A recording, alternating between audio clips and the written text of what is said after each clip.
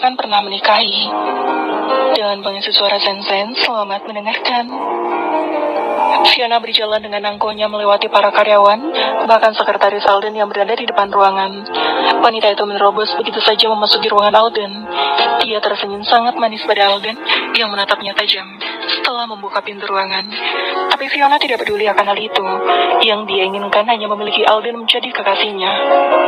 Jangan tatap aku seperti itu, Al. Itu membuat aku dan anak kita takut. Imbu Fiona menghampiri Alden dan hendak menyentuh pundak pria itu. Namun Alden dengan sigap menepis tangan Fiona dan berdiri untuk menjauhi wanita licik tersebut. Dulu hati Alden begitu baik, hingga tidak bisa kasar pada wanita manapun. Tapi kini telah berbeda, setelah merasakan putus cinta. Terlebih yang menyebabkan itu semua adalah wanita yang kini telah berdiri di hadapannya dengan senyuman, tanpa ada rasa bersalah sama sekali. Jangan berani-berani menyentuhku, ucap Alden penuh ketegasan. Tapi kenapa, Al? Aku calon istri kamu yang... Alden tertawa sinis melihat kepercayaan Fiona yang berada di atas rata-rata. Dia yang semula menjauh segera melangkah mendekati Fiona, masih dengan tatapan tajamnya. Sekarang Alden yang Fiona kenal lembut tidak ada lagi. Pria itu seperti kesurupan, hanya dilihat dari tatapannya saja. Alden, aku kesini karena merasa... Ucapan Fiona terhenti. Kepalanya sontak mendongak ketika sebuah tangan kekar mencengkram rahangnya cukup kuat.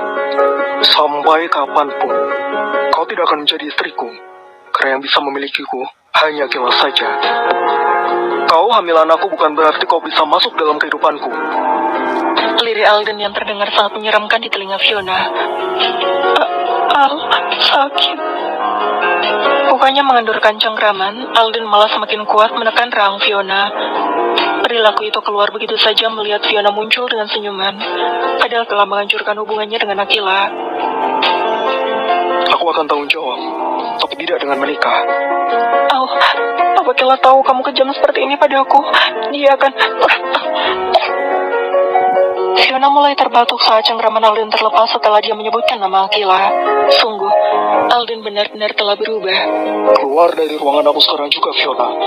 Jika kau berani datang ke rumah atau perusahaan ini lagi, maka kau tidak akan mendapatkan apapun dariku. Bentak Alden membuat Fiona tersentak kaget.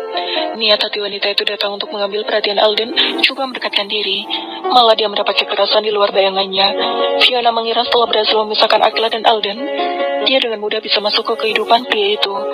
Pria berhati lembut dan mudah percaya pada orang lain. Nyatanya tidak. Kamu jahat, Al, sama aku. Aku juga dijebak malam itu. Lirik Fiona mulai meneteskan air matanya. Aku juga tidak ingin menghancurkan hubungan kalian. Tapi ada yang menelpon aku dan menyuruhku untuk masuk ke dalam kamar. Lanjutnya mengusap air mata pelan. Alden merasa iba. Tidak, kali ini pria itu tidak ingin termakan omongan Fiona yang licik yang melebihi siapapun. Dijebak tapi kau memiliki foto dan video. Aku melakukannya karena takut kau tidak akan bertanggung jawab kalau saja aku hamil, Al. Sekarang lihatlah, alih-alih bertanggung jawab kau malah menuduhku. Berhenti bermain drama dan keluar dari ruangan aku sekarang juga. Bentak Alden sekali lagi tanpa ingin mendengar segala omong kosong dari Fiona. Akila berlari ke dalam kamar ketika Faro berpamitan akan pulang saat berkunjung ke vilanya. Gadis itu mencari sapu tangan yang telah dia cuci semalam menggunakan mesin cuci. Dia menghampiri Faro yang masih setia berdiri di dekat sofa karena perintahnya. Kenapa kau menyuruhku tinggal?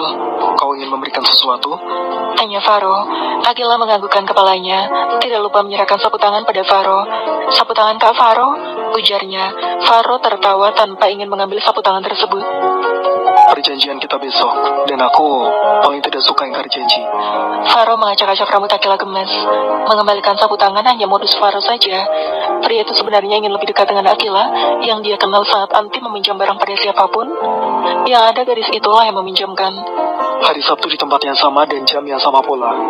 Ujar Faro kembali mengingat. Akila yang bosan di villa seorang diri keluar untuk mencari makan malam. Mobil telah Papa Akila belikan untuk kendaraan selama putrinya di Bali. Sebagai anak tunggal, apapun akan dilakukan kedua orang tuanya untuk membahagiakan Akila. Mereka juga tidak pernah menuntut gadis itu untuk bekerja. Suatu hari perusahaan milik mereka juga untuk Akila. Kedua orang tua Akila telah berharap banyak pada Alden. Sebagai pengusaha muda, namanya cukup dikenal cerdas dan bertangan dingin dalam usaha. Apapun proyek yang dia kerjakan, pasti berhasil sempurna. Dengan kecepatan sedang, Akila mengendarai mobil menuju sebuah restoran yang terletak di dekat pantai. Gadis itu ingin menikmati makan malam sambil memandangi laut lepas.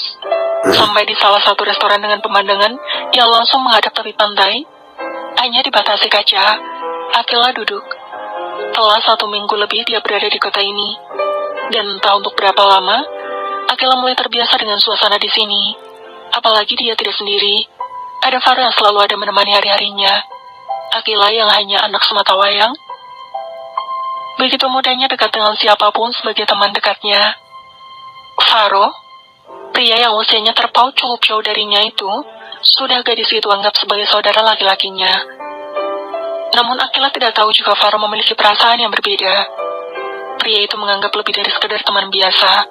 Faro telah bertekad akan merebut hatinya.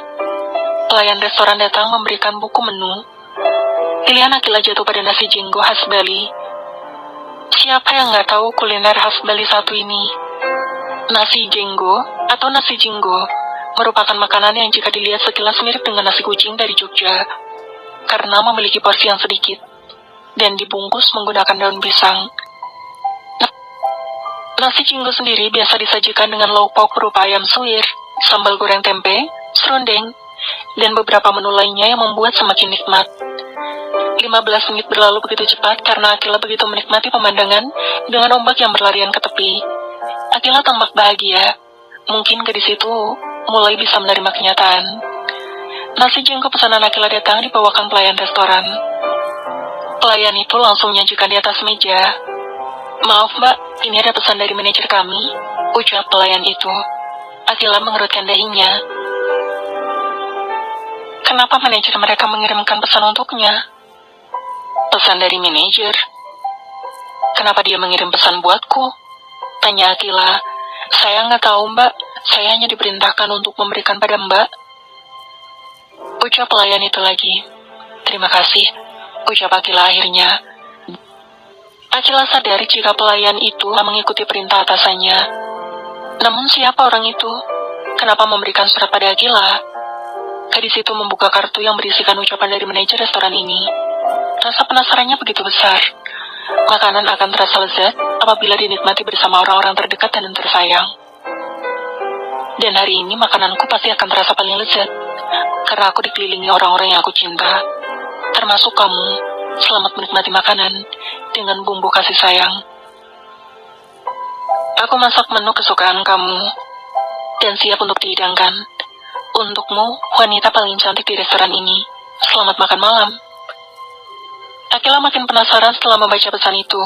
Namun perutnya yang lapar membuat dia mengabaikan pesan yang ditulis tangan itu. Setelah makan nanti, aku tanyakan lagi siapa manajer mereka. Kenapa mengirim pesan begini untukku? Ku mematilah pada diri sendiri. Gadis itu menyantap hidangan itu dengan lahap. Akila tidak pernah memilih makanan. Walau kaya dan mampu, dia termasuk pemakan segalanya. Badannya juga termasuk yang sulit gemuk, sehingga dia bisa makan apa saja. Setelah menu yang dipesannya habis, Akila berdiri menuju kasir. Dia ingin tahu siapa manajer restoran yang telah mengirim pesan tersebut. Akila melangkahkan kakinya menuju meja kasir. Gadis itu tersenyum dengan wanita yang berada di balik meja kasir itu. Maaf mbak, apa saya bisa bertemu dengan manajernya? Tanya Akila dengan sopan. Boleh saya tahu ada perlu apa mbak mau menemui manajernya? Dan dengan siapa saya bicara? Tanya wanita kasir itu. Wanita itu takut tujuan Akila ingin menemui manajer untuk membuat laporan tentang kejelekan pelayanan mereka. Wanita yang bekerja sebagai kasir itu bernama Dewi. Dia takut salah seorang karyawan memberikan pelayanan buruk, sehingga Akila ingin menemui manajer mereka. Saya Akila, ingin bertemu dengan manajernya, karena tadi salah seorang pelayan mengatakan jika pesan ini dari manajer restoran ini. Ucap Akila dengan sopannya. Akila menyodorkan kertas itu. Dewi yang sudah cukup lama bekerja yakin jika itu memang tulisan tangan bos mereka. Bukan hanya sekedar manajer, tapi pemilik restoran ini juga. Dewi tersenyum dengan ramahnya, menyadari jika wanita yang berada di hadapannya saat ini pastilah orang yang istimewa bagi bosnya. Ditambah lagi selama bekerja belum pernah dia melihat pemilik restoran ini berjalan dengan seorang wanita. Mari, saya antar menuju ruang kerjanya, ucap Dewi. Dewi menitipkan meja kasir pada seorang karyawan sebelum melangkah tak lupa menguncinya. Wanita itu mengajak Akila menuju ruang kerja manajer. Akila mengikuti langkah Dewi dari belakang. Wanita itu berjalan cukup cepat.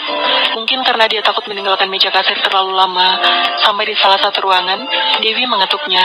Terdengar suara sautan dari dalam. Dewi mengajak Akila ikut masuk. Saat telah masuk dan mereka telah berhadapan dengan manajernya, tampak Akila bersorak. Dia tidak percaya jika manajer restoran ini pria yang dia kenal. Kak Faro, aku kira siapa? Ucap Akila dengan suara riang. Dewi mengerutkan dahinya memandangi Akila dan Faro yang tertawa. Baru kali ini dia melihat bosnya tertawa lepas begini. Pasti dia wanita yang istimewa bagi Faro. Pikir wanita yang bekerja sebagai kasir sejak 3 tahun lalu itu. Bapak dan Mbak sudah saling kenal, tanya Dewi akhirnya. Akila hanya menganggukkan kepalanya sebagai jawaban. Kalau begitu saya pamit dulu, Pak, ucap Dewi. Terima kasih. Ucap Faro. Dewi tersenyum pada Faro dan Akila sebelum melangkah pergi meninggalkan ruangan itu. Wanita itu melangkah cepat keluar dari ruangan. Akila duduk di kursi yang ada di hadapan Faro. Masih tersenyum menyadari dia baru saja dikerjai oleh Faro. Aku pikir siapa yang memberikan pesan ini? Ucap Akila langsung tanpa basa-basi. Emang kenapa dengan pesan itu? Tanya Faro. Akila tertawa sebelum jawab pertanyaan Faro. Dia tidak berpikir jika yang mengirim pesan itu adalah Faro. Aku pikir seseorang yang dekat denganku. Kata-kata kakak sangat romantis, seperti dengan pacar saja. Akila berucap dengan tertawa. Dia pikir pria yang mengirim pesan itu adalah Alden. Aku terlalu berharap yang mengirim pesan ini seseorang yang pernah dan mengisi hati ini. Kamu suka makanannya? Tanya Faro. Dia sengaja mengalihkan pembicaraan karena takut Akila curiga jika pria itu memang mencintainya. Suka? Enak banget. Kak Faro yang masak. Aku hanya mencicipi. Aku telah mencatat semua resepnya. Jadi juru masak tinggal membaca saja. Wah, hebat. Ucap Akila dengan bertepuk tangan. Faro tersenyum mendapat pujian dari wanita yang dia cintai dalam diam itu. Sejak pertama adiknya Vira membawa Akila ke rumah, Faro telah menyukai wanita itu. Gadis itu selalu ceria sehingga siapa saja yang di dekatnya akan ikut bahagia. Bagaimana kalau kita habiskan malam ini dengan bermain di pantai? Sejak Faro melihat Akila memasuki restoran, Faro telah berkeinginan untuk mengajak gadis itu berjalan di pantai sambil menikmati malam yang bertabur bintang. Bersambung.